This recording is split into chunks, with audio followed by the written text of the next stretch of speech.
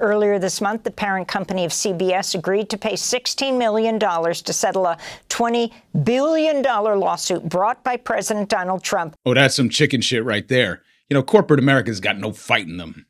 President Trump says he is suing the New York Times for $15 billion over claims of defamation and libel. Okay, this is getting out of control. You know, plus the court already threw this one out, so just relax with the lawsuits. Disney and the ABC network are taking Jimmy Kimmel Live off the air indefinitely. This follows a controversy over comments the late-night comedian made Monday night. Oh, man. Jimmy? Wow. Okay, well, you know, that's FCC stuff, right? I mean, that's broadcast. We're over here on YouTube, just holding it down. Am I right? With God as my witness, we are going to use every resource we have at the Department of Justice, Homeland Security, and throughout this government to identify, disrupt, dismantle, and destroy these networks and make America safe again for the American people. UNFTR. I actually don't expect many of you to endure this video. This is going to be a classic UNFTR essay, both infuriating and slightly pedantic. Basically my brain. But if you do stick around, this is first the story of America's last half century to explain how we arrived on the precipice of economic collapse and authoritarian takeover of the government. Then I'm going to detail, step by step, what the collapse will look like. Every single thing that will happen over the next year. And lastly, the only events that could stop this all from happening. So deep breath. Nations are like reputations. A lifetime to build and a moment to destroy. And that moment is upon us. The full-scale verbal attack from J.D. Vance and Stephen Miller on some amorphous enemy on the left was the war cry and official decree of despotism. It is not, however, without precedent. So for the second time in our nation's history, we are being forced to make a choice. Either we move forward as a unified whole or we come apart at the seams. Now, the Civil War was fought under the banner of liberty, meaning the freedom to enslave humans under the pretense of states' rights. The war being fomented by this administration and the organized far right is under a similar pretense: freedom of the executive. The right is marching forward from every vantage point and flanking the liberal establishment at every turn. Trump recently announced a $15 billion lawsuit against America's newspaper of record, just the latest attack on the press that has been wildly successful thus far, even if this one was thrown out of the courts. After threatening to cancel Jimmy Kimmel in the wake of Colbert's Late Show being canceled, he's once again succeeded. He's beaten several media outlets into submission, forcing them to settle for enormous sums and chilling speech in the process. The administration has showered a rogue enforcement agency with funding worthy of a branch of the military, all with the blessing of his hand-selected Supreme Court. The same court that has ruled in favor of some of his most aggressive actions to dismantle federal agencies, eliminate regulations, dismiss federal employees en masse, and claw back appropriated funding from the prior administration. The very same Supreme Court that inoculated the chief executive from all wrongdoing in perpetuity. None of this is normal in a democracy. All of it is normal in a dictatorship. The administration has partnered with the corporate class to ensure that they get a taste in the new regime, and this is how they'll keep us in check. With the expulsion of immigrants and the silencing of dissent, jobs will be a precious commodity in the new America. Corporate America will not be left behind in this coup, but there will be a price, even for them. There always is. The tech companies have given in to Trump, who is reportedly close to negotiating the sale of TikTok, a foreign-based platform, to an American company. The government's taking a stake in one of the largest chip manufacturers in the world as well. He's even attacking our universities. For example, UC Berkeley handed over the names of 160 students and faculty members who engaged in campus protests against the war in Gaza. Cornell, Brown, UPenn, and Columbia, among others, have caved to the administration demands to eliminate all references to diversity, equity, and inclusion. the Open Society Foundation, or OSF, and the Ford Foundations were name-checked by the president himself when speaking about the need to investigate liberal funding organizations, even mentioning potential RICO statutes that could be used to target George Soros personally, as one of the principal founders of OSF. Vice President J.D. Vance took a step further to suggest that these organizations were potentially contributing to terrorist sympathizers. More on that in a bit. Environmental protections are all but eliminated. Lee Zeldin, the head of the Environmental Protection Agency, is dismantling it one regulation at a time. A 700-megawatt wind farm near completion in Rhode Island, as just one example, has been halted.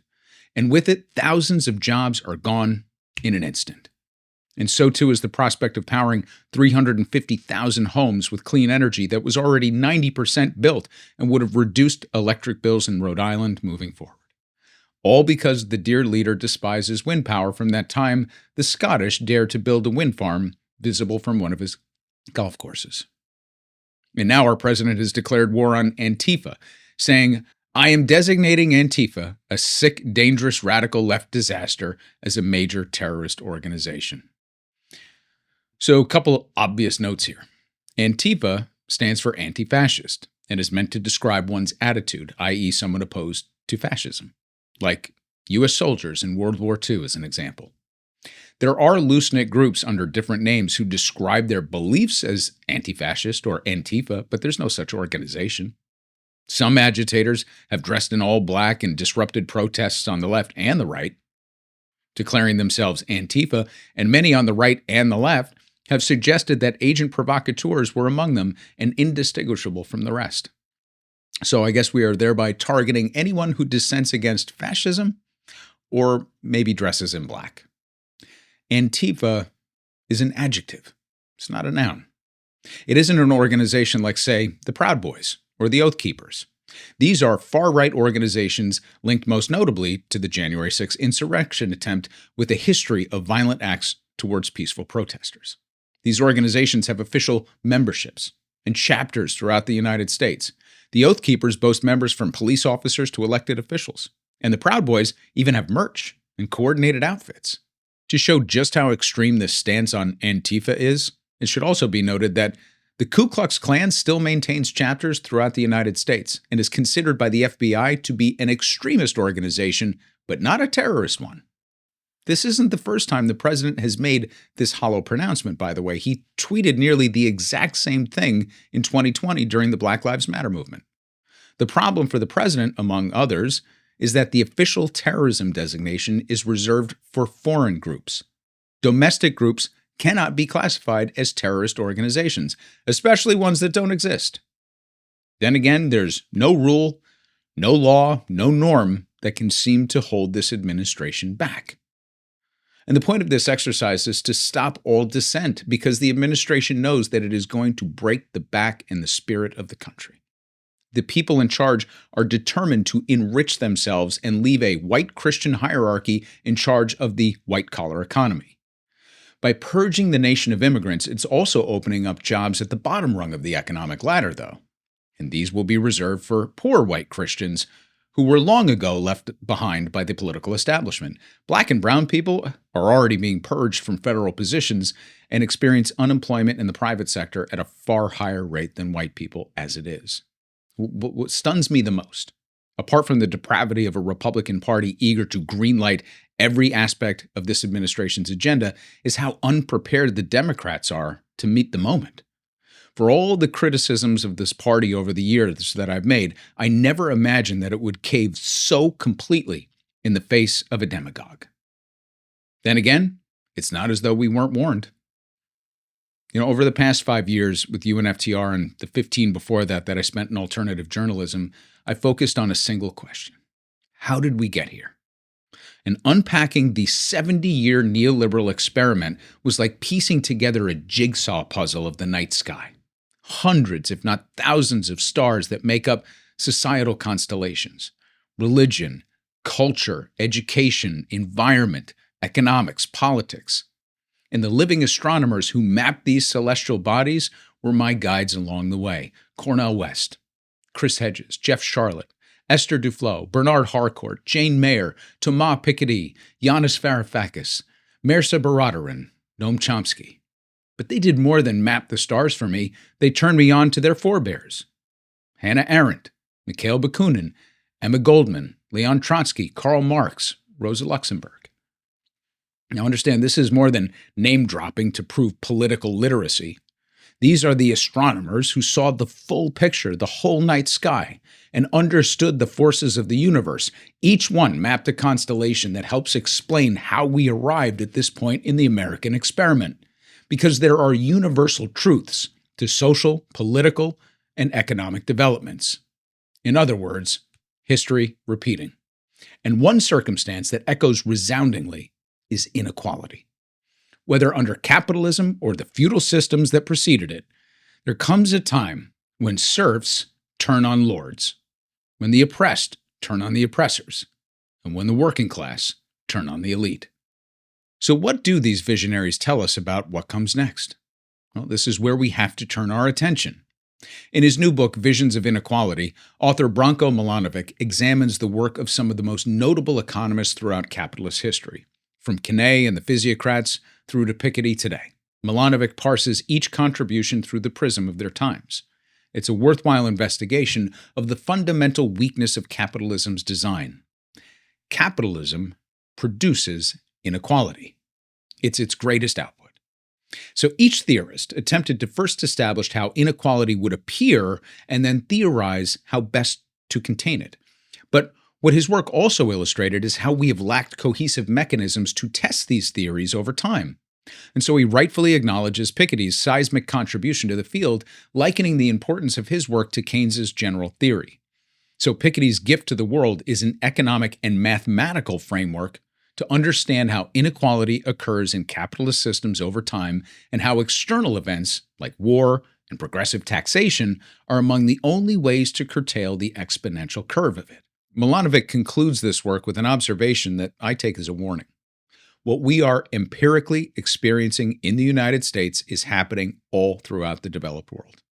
Therefore, if we view this necessary tributary from capitalist tendencies as a global phenomenon, then we also have to understand that the social strife that it engenders will not be an exclusively American phenomenon, and that is a tinderbox.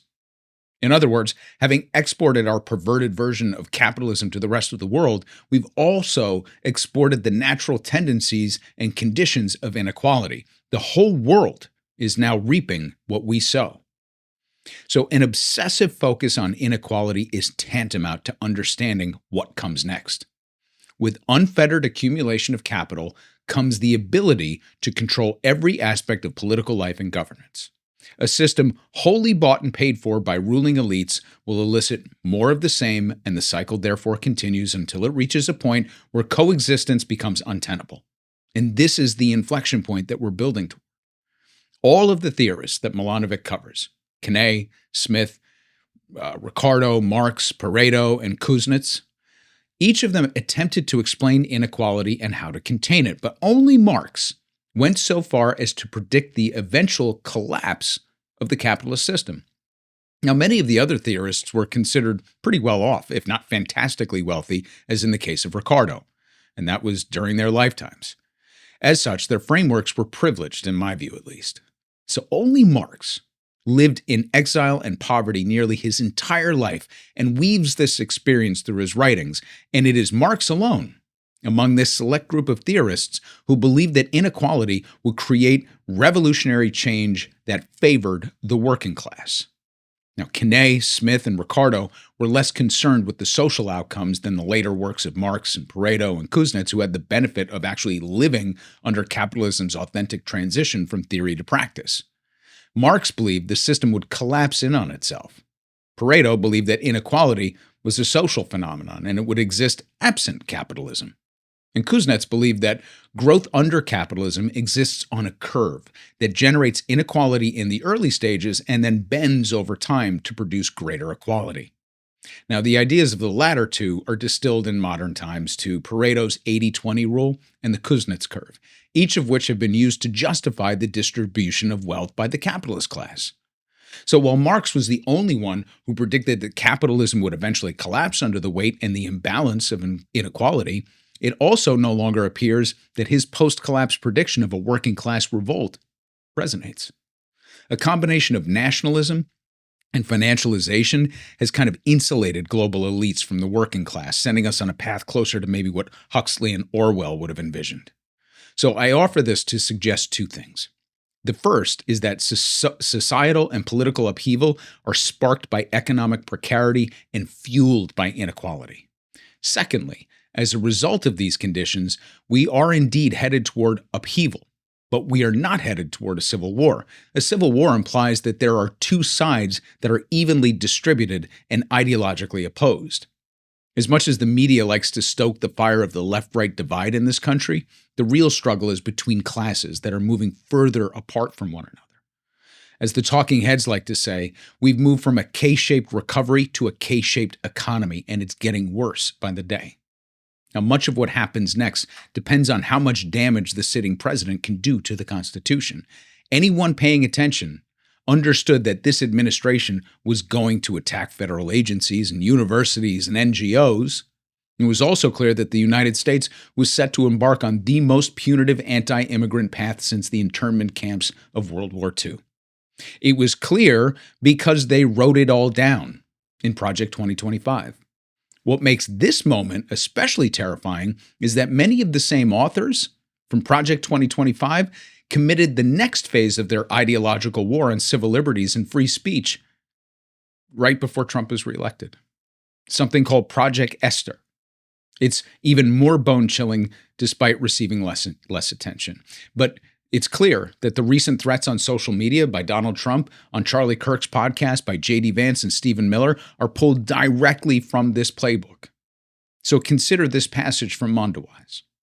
Quote, "Today, COINTELPRO's framework has been re-scripted in Project Esther, an initiative launched by the Heritage Foundation in October 2024 that frames pro-Palestinian advocacy as terrorism and seeks to dismantle the broader left by branding critics of Zionism as threats to national security. It calls for purging universities, defunding institutions, deporting foreign students, and weaponizing law enforcement to suppress dissent. Though marketed as an anti-Semitism strategy, it ignores right-wing anti-Semitism and recycles anti-Semitic conspiracy theories in the service of political repression. Thus, while these tactics may appear new, putting COINTELPRO and Project Esther in conversation reveals a continuity of structure and intent, especially vis-a-vis the targeting of solidarity with movements abroad as a threat to national coherence. While COINTELPRO relied on federal secrecy and classified directives, today's repression develops through public-private coordination, open-source surveillance, and layers of plausible deniability. The outcome is a more privatized, legally ambiguous, and digitally mediated mode of disruption that launders the violence of the state through university codes, NGO reports, and data mining activism." End quote. For those who are unfamiliar with it, COINTELPRO is the counterintelligence program, and it was a covert FBI program from 1956 to 1971, aimed at surveilling, infiltrating, discrediting, and disrupting American political organizations that the FBI viewed as radical or subversive. Most notably, it targeted Black liberation organizations and figures like Dr. Martin Luther King, and it wasn't halted until leaked documents brought congressional scrutiny from the famed Church Committee. There will be no such interventions this time around. Project Esther sheds light on the not-so-coded language being used by the White House. It is intended to crush all dissent, and Republicans in Congress and some Democrats are going along with it already by supporting anti-BDS legislation and sitting idly by as immigrants are detained and sent to concentration camps without due process. Only the progressives are calling for an end to the madness entirely. The path forward is clear, and is getting clearer, but it's not set in stone. And here's what the path currently looks like. There will be deeper and more severe recriminations against dissenting voices. The regulatory infrastructure of this country will be utterly dismantled within a year. A speculative asset bubble will burst. Maybe it's housing, maybe cryptocurrency, maybe a retail banking crisis turned contagion. There will be more acts of political violence from nihilistic figures and will be blamed upon practitioners of free speech, no matter how disconnected from reality this response is. The economy will reach a tipping point with mass layoffs across multiple sectors, leaving state budgets completely strapped and underwater. Bankruptcies, both business and personal, will increase at an alarming rate. Homelessness will increase dramatically as well, along with violence toward the unhoused.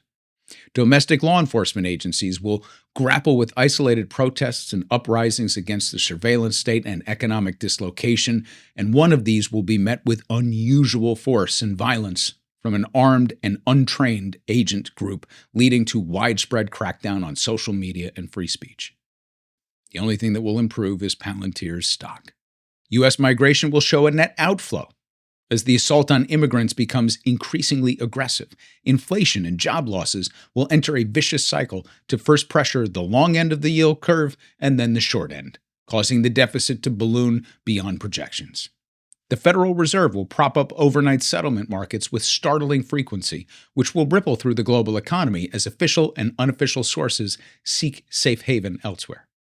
The government will have no other choice but to intervene once again in the financial markets that begin to collapse under the weight of margin calls and leverage.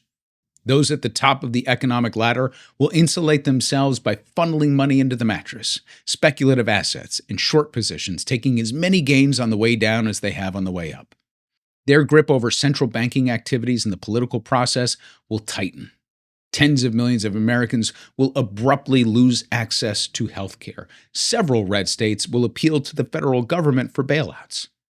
There will be one or more extreme weather events that cause loss of life and decimate a regional economic infrastructure for an extended period. A war will break out somewhere on the planet that requires our attention because either our policies or our interventions will have been partially responsible, if not wholly. The president will continue to win in the courts and be granted emergency powers over every aspect of our politics and economy, all of which leads to the possibility that midterm elections are suspended, and the real constitutional crisis will be upon us. Remember, a lifetime to build and a moment to destroy. This is our moment. But again, it's not set in stone. It's calcifying as I speak these words, but it's not set in stone. Now, before I tell you why, let's level set. Before any collapse, there's erosion. It's subtle at first, until it's not. When reactionary conservatives in positions of authority write things down, it's wise to take heed. In response to the civil rights movement, the wealthy white conservatives founded think tanks and produced manifestos and white papers on how to attack the liberal institutions that they believed were infecting the body politic. The legal system, higher education, religious institutions that had become too permissive, the business community. And so they seized on the economic belief system of the Mont Pelerin society steeped in the Austrian economic tradition, a system with deeply rooted animus towards socialists whom they blamed for both world wars and the subsequent Cold War. The Powell Memo in 1971 was a call to action to rally the business community against the regulatory state and Great Society programs, and its author was rewarded with a position on the Supreme Court. They uplifted the most strident and perverted Christian doctrinaires of the era and invited them into an alliance with the Republican Party. James Dobson's Focus on the Family, founded in 1977. Jerry Falwell's Moral Majority, founded in 1979. And over the course of the next several decades, evangelical doctrines made their way into political discourse and became a litmus test for acceptance into the Republican Party, much like Grover Norquist's tax pledge. Think tanks such as the Heritage Foundation thrived from the Reagan era forward, even bragging that the vast majority of their formal policies had actually been signed into law or implemented by executive order. John Williamson's Washington Consensus identified the policy framework toward Latin America and the Caribbean, a paternalistic and violent neoliberal approach that saw these major economies coming under the thumb of U.S. foreign investment. Any attempts to rebuff our dollar diplomacy was met with force in the form of insurrection or assassination. This destabilization would rear its head over the decades in the form of a mature and violent drug trade fostered by covert CIA operations and U.S. government slush fund money. And one by one, U.S.-backed dictatorships would seize the economies of Central America to ensure the free flow of drugs and weapons back and forth, manufactured by U.S. corporations, forcing desperate populations to continuously migrate to the country responsible for the instability of their homelands. And all the while, they were welcomed across the border because America was at the top of the Kuznets curve, in rapid and rabid expansion mode, desperate to keep domestic wages low. George H.W. Bush crafted the North American Free Trade Agreement, or NAFTA, to deal a blow further up the economic ladder and strip the unions of their power by shipping manufacturing jobs to Mexico. Only he wouldn't be the one to put signature to paper.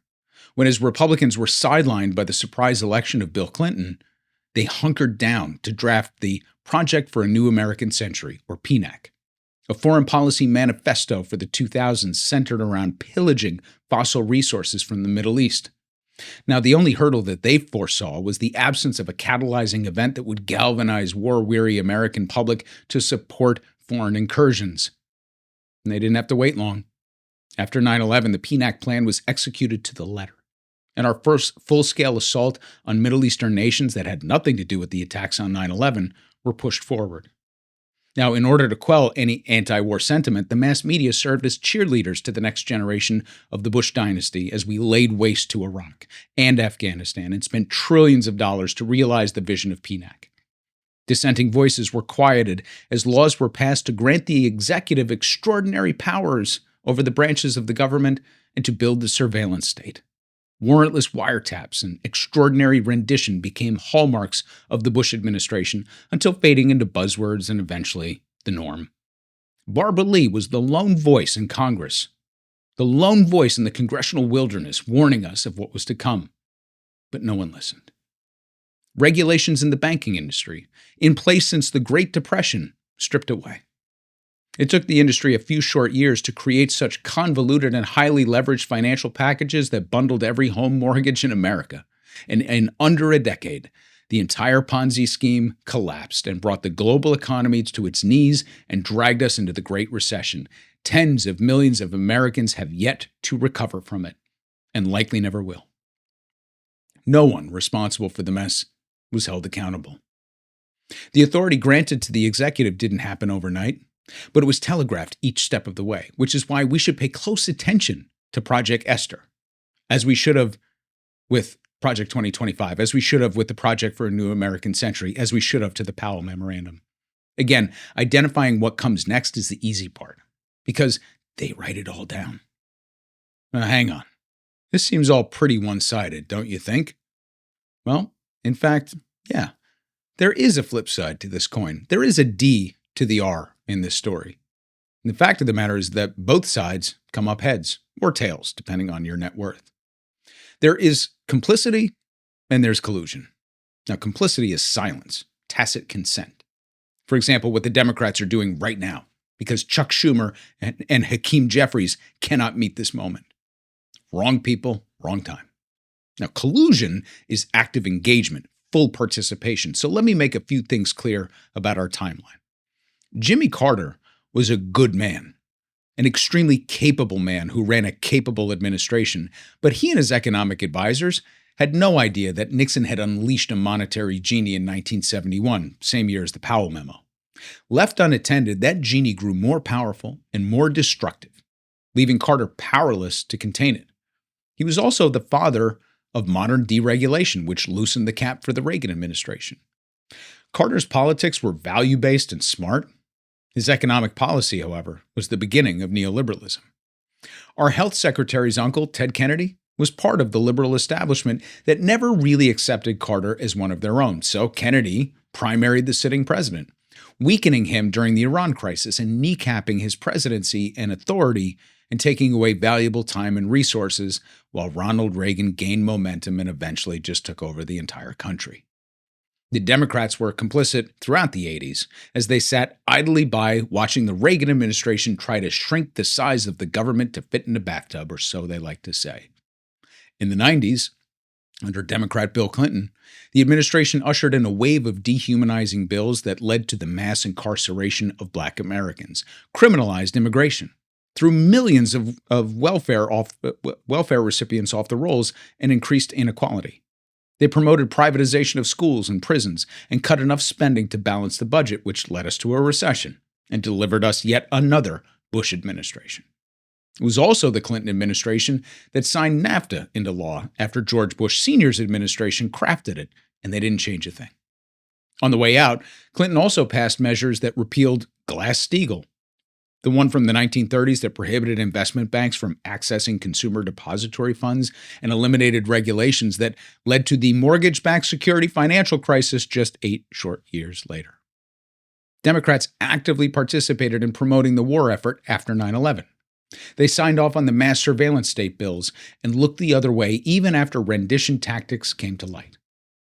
When Obama took over after the financial crisis, the administration gambled away its political capital on a health insurance scheme designed by the Heritage Foundation, the authors of Project 2025. And they implemented it in lockstep with lobbyists from the private insurance industry, foreclosing on the opportunity to provide us with universal health care or even a pathway to it. Not a single banker was punished for their speculative activities, and so much money was printed and given to corporations, they're still sitting on some of it today. The Obama administration bombed more than 7 countries that we weren't at war with, and still holds the record for the most forced deportations, despite Trump's efforts to catch up to it. Under Obama, the loss of civil liberties eroded even further, with terrifying amendments every single year to the National Defense Authorization Act that consolidated the power to designate terrorist organizations under the executive. That's how we got here. Obama presided over military expansion, exploding deficits, and an increase in the surveillance state apparatus of the country that would make the Bush dynasty proud. Joe Biden didn't just sit by idly as Israel launched a genocidal campaign against innocent civilians in Gaza. He funded it. He gave in to Joe Manchin and the Republicans on crucial Green New Deal measures, then governed by executive orders that were easily repealed by a new administration. And he gave up on the all-important direct child tax credit payments that lifted millions of children out of poverty during COVID and returned to business as usual, preferring to work with both sides of the aisle while homeless populations grew, children were massacred in Gaza, and inequality widened. So you tell me, is that complicity or collusion? The path to utter darkness and authoritarianism is calcifying with each passing day. So what is to be done? The only other way to take back this country is by a unified show of public and political force, mass protest and a general strike among workers, not against the Republican Party or even Donald Trump, against the leadership of the Democratic Party. I've argued before that trying to build a third party in this country on a federal level is tilting at windmills because the 2 major parties control the political apparatus completely.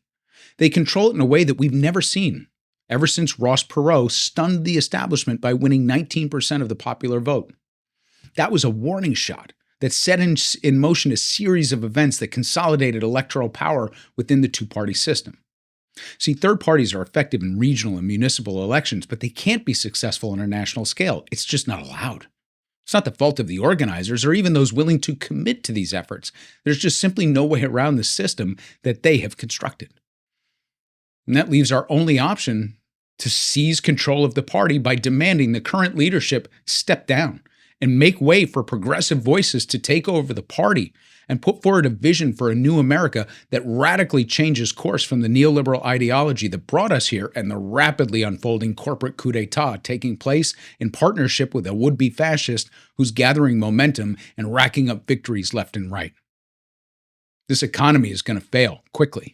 It's already coming apart at the seams, and in this collapse, there is opportunity on both sides of the political spectrum. The opportunity on the right is to weaponize this economic precarity further by blaming others, but they're running out of people to blame.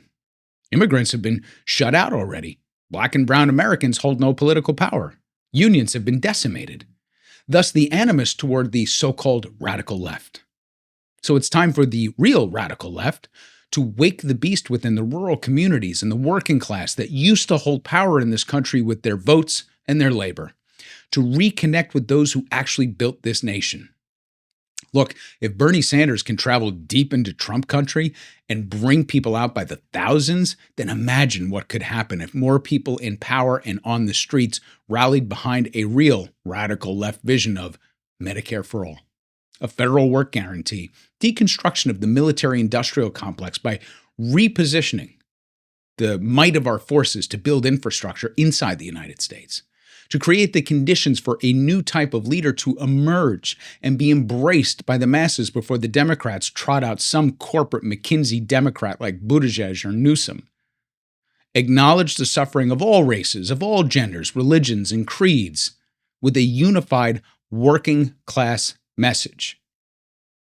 I saw firsthand in the early days of Occupy what really terrified the establishment on the left and the right. It's the idea of the 99% recognizing itself, realizing the true balance of power. We have no choice but to take over the Democratic Party, to lead with love and an ambitious, radical left agenda that centers the masses. Thanks for sticking to the end. This is the story of a political pundit who looked at the world around him and just said, fuck it. Gives the middle finger to authority and says, kiss my ass. But instead of a revolution, he started a podcast. Just what the world needs. Started a podcast. Another basic white guy who started a podcast. But it's fun because he curses.